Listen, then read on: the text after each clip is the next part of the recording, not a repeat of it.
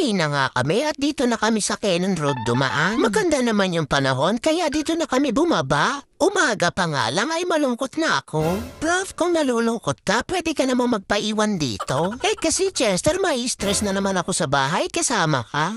Ganito po pala ang view kapag nandito ka sa balcony. Masasabi kong sulit talaga ang naging gala namin dito sa Baguio. Nung pababa na nga kami ay naka-open lang yung bintana. Gusto kong lamanghap muna ng sariwang hangin. Kasi pagdating sa Manila, siguradong puro usok na naman ang malalanghap ko. Prof, sigurado madadaanan natin yung kamukha mo.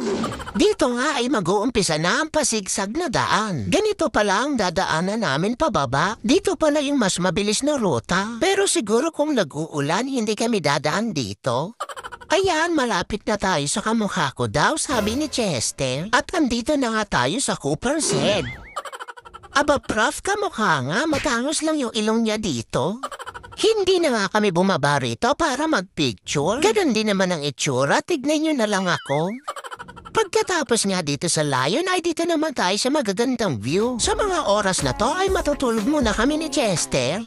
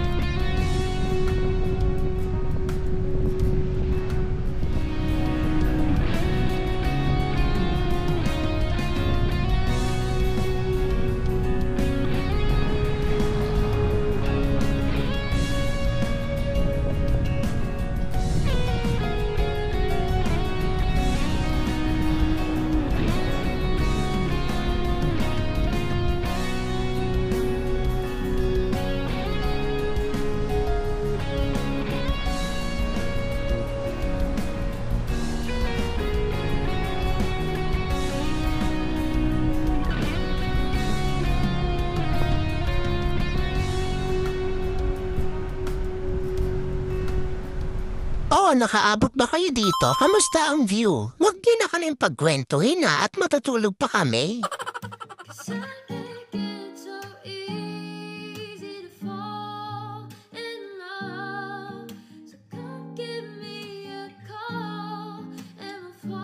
At mas mabilis ngang dumaan dito sa Cannon kaysa sa Marcos Highway. Pero yung pinaka-importante sa lahat ay nakauwi kami ng safe. Saan naman kaya ulit makagala?